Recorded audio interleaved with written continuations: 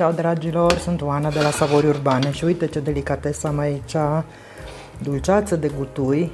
Uite câte se faine cu bulețe și uite cum arată siropul trandafiriu, sconfiate perfect, fierte în 3 etape scurte. No, haideți la treabă să vedeți cum se face nebunia asta de dulceață, ce arome poate avea senzațională. Pentru dulceața de gutui avem nevoie de cantități fixe, dar modalitatea de a tăia gutuile poate diferi și o să vă explic imediat. 1 kg de gutui gata curățate de cotor și semințe. Aia înseamnă că începem cam cu 1,3 kg. Eu am aici 4 gutui mari. O să vedeți că le păstrăm coaja, pe care întâi o spălăm bine de puf și așa, dar le scoatem căsuțele de semințe. Coaja are pectină, are gust, are aromă, pectina naturală leagă dulceața. Ce ne mai trebuie? Ca la orice dulceață, dacă am 1 kg de fructe, kg de zahăr, tos simplu, fără gelifian, fără nimic, nu-i nevoie. O lămâie și 150 de ml de apă. Un castron, vas, cratiță, cât mai larg, a meu are 30 ceva de centimetri diametru, de ce? Ca să am suprafață mare de vaporizare, să gătesc puțin dulceața, se facă repede. Dacă o faci în o oală îngustă de ciorbă, nu e bine, pentru că acolo durează ore până scade. Mă pregătesc un castron cu apă rece și cu zeamă de lămâie. De ce? Pentru că are rol antioxidant lămâia. Până tăiem atâtea cubulețe de gutui, ele se înnegresc dacă le lăsăm de capul lor. Și atunci le punem în apă cu lămâia. Bun, și astea le pun ca o aromă bună. Deci o scurg bine. Și trag și o clătire. Așa. Bun. Am spălat gutuile. Le-am frecat cu un burete ca să nu mai am perișorul ăla pe ele. Sunt unele care sunt foarte crețe, deci nu mai ieși nimic, că se deja pigment, nu mai e pufuleț. Și atunci, variante, am zis la început, le putem face inclusiv rase, dar rase pe răzătoare mare. Vă și las link cu rețeta cu dulceață de gutui rase. Dulceața e un termen care nu desemnează neapărat forma în care e tăiat fructul. Ea poate fi gutuie rasă, pentru că are aceleași ingrediente. La kil de fruct, kil de zahăr. Tehnica e aceeași de preparare. De ce să le facem rase? Păi le facem rase dacă dorim să folosim dulceața la umplut clătite, prăjituri, de pus pe pâine cu unt. Lucrez mai ușor cu gutuia rasă decât cu cubulețele. Nici o problemă, mă le fac cu bulețe. Și rețeta aia o avem pe blog și pe aia o să fac. Și atunci, luăm fiecare gutuie, o tăiem în două și inspectăm. Sunt foarte multe care sunt viermănoase, asta nu-i.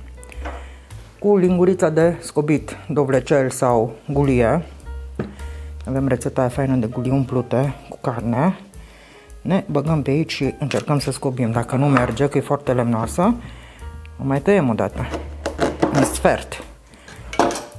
Dacă nu merge cu asta, lucrăm cu cuțit. Preferabil cu lamă scurtă ca să nu ne accidentăm cu celălalt. Deci trebuie scos tot ce-i tare, nu numai așa, că ăsta e lemn. Zonă lemnoasă.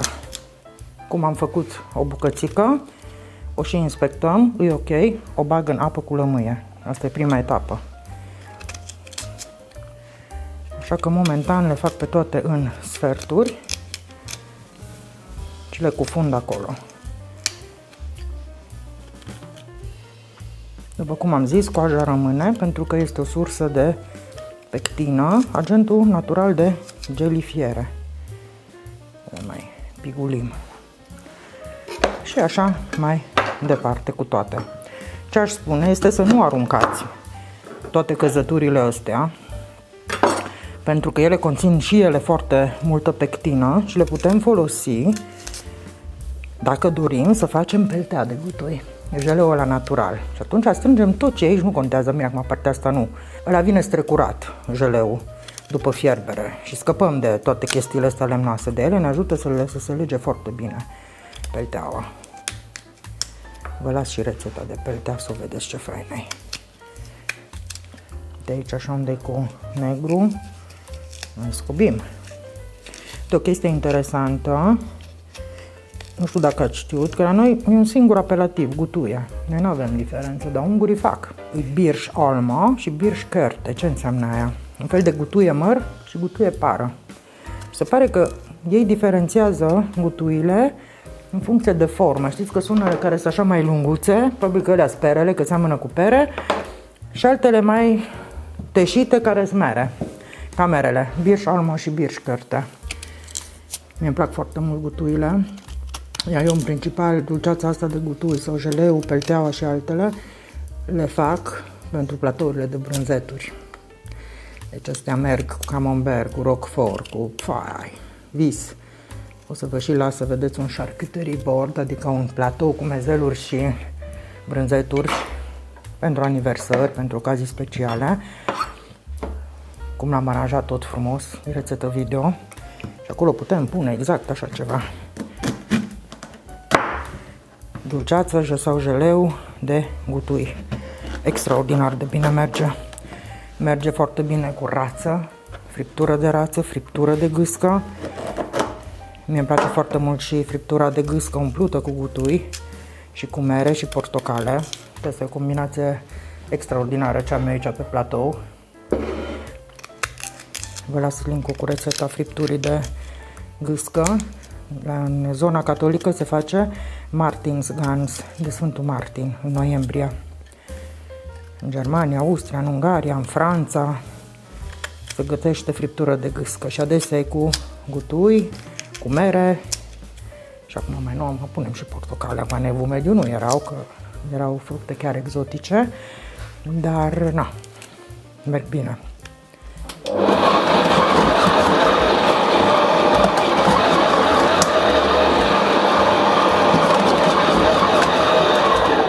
Eu aici fac gata cuburi. Dacă nu, cu mâna. O să vă arăt una și cu mâna cum se fac cuburi cam de 1 cm latura.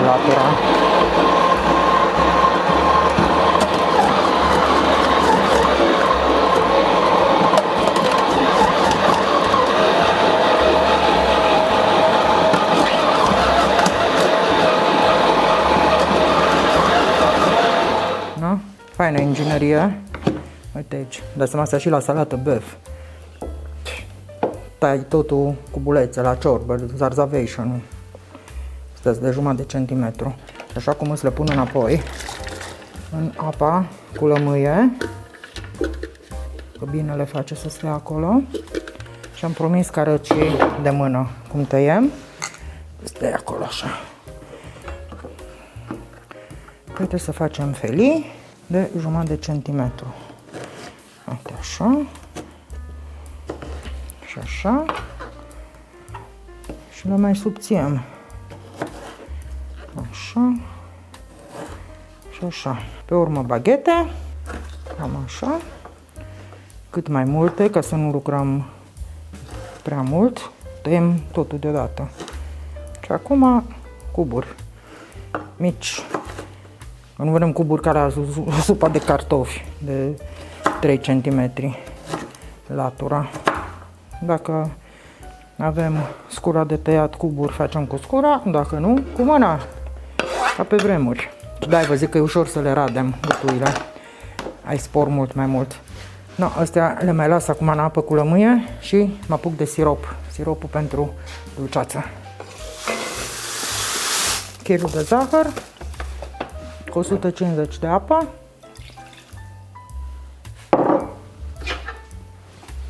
Prietenul meu, termometru. Mergem la foc iute să facem un sirop care să ajungă la 116 grade. Pe urmă scurgem gutuile și le dăm primul clopot. Zahărul s-a umectat și acum întâi se dizolvă și pe urmă se topește, că topirea e sub acțiunea căldurii. Foc mediu spre mare. Și mai încolo o să vin cu termometru să vă arăt ce înseamnă un sirop bine legat. Vasul cu suprafață mare vaporizare rapidă. O să-mi pregătesc un burete cu care să șterg din când în când marginile interioare ale castronului. Burete umezit, curat, nou, ca să nu-mi cristalizeze. Și pot să-i pun și un pic de zeamă de lămâie de la început aici. O să fac asta chiar acum. Tot din mână câteva picături. Zeama de lămâie are rol de anticristalizare. Așa.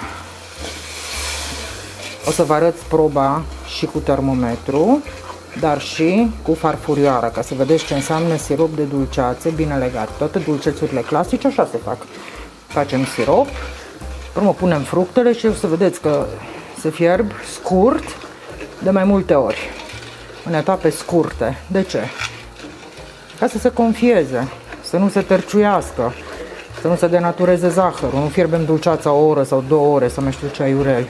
Tragem deoparte, lăsăm la răcorit, acoperim cu cârpă umedă și continuăm după ce s-o răcit, după câteva ore. Și tot așa, în funcție de tipul de fruct și de cantitatea de lichid pe care o are fructul respectiv. Dacă eu zburat aici 2 sâmburi de lămâie să-i pescuiesc. Na, o las așa până ajunge la 116 grade și o să vă arăt și cu farfurioara ce înseamnă aia. Mă duc să-mi iau burete. Deci burete umezit, nou, de cu partea aspră îi dau. Și avem grijă când amestecăm încet, mai bine înclinăm cratița. Să vedeți că foarte greu se încălzește siropul la 116 grade, nu e așa simplu. Durează. Trebuie sirop foarte concentrat. Avem grijă să nu-l caramelizăm, bineînțeles. Momentan nu mi-e frică de asta, că știu cum arată. Am trecut de stadiul ăla de... Suntem la peste 120 de grade și vreau să vă arăt, uite așa. Mărgea. Se vede? Cum stă Bob de rouă. No, nu mai pierd vremea. Am aici butuile scurse și le pun. Acum o să scadă brusc temperatura.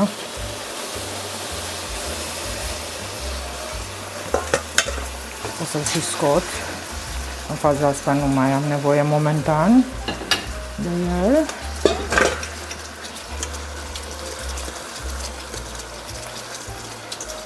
Tot așa la foc viu. Amestec și pe urmă trag deoparte.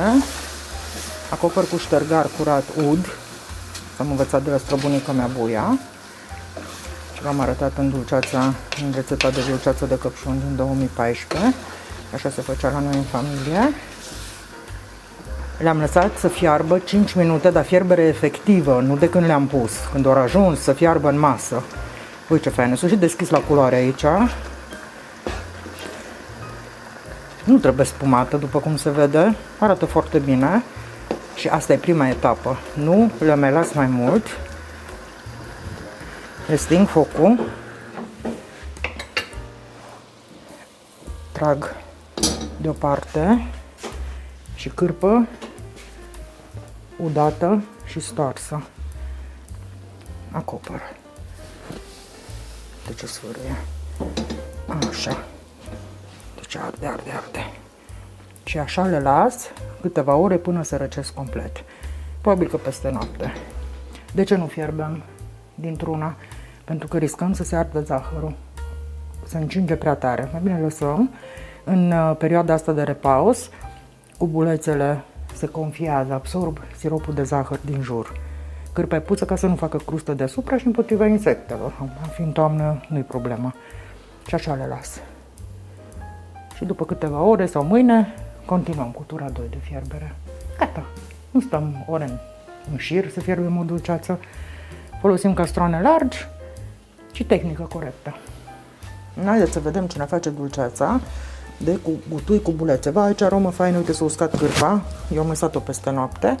Îi rece momentan și să vedem. E subțire. Na, chestia e că, să verific, astea sunt foarte tari, nu trebuie strecurat. Dacă gutuia e mai moale, ca să nu devină și mai moi cu bulețele, atunci putem strecura pulpa, mă rog, cubulețele și să fierbem numai siropul, dar în cazul de față o să las totul la fiert. Așa că o să o pun pe foc, din nou, pe foc iute, mă rog, mediu. O aduc la fierbere și din momentul în care fierbe, o fierb 10 minute. Uite ce fain fierbe, așa o aromă plăcută de gutuie, extraordinară. Vezi, asta e un semn, așa când deja se formează rețea din asta, spuma, e rețea de zahăr, de sirop de zahăr, dar încă nu e legată cum trebuie. Așa că după 10 minute de fierbere efectivă, etapa 2, și astea sunt destul de tari cu bulețele, o să fac ca și prima dată. În primul rând îi șterg un pic marginile cu buretele umezit.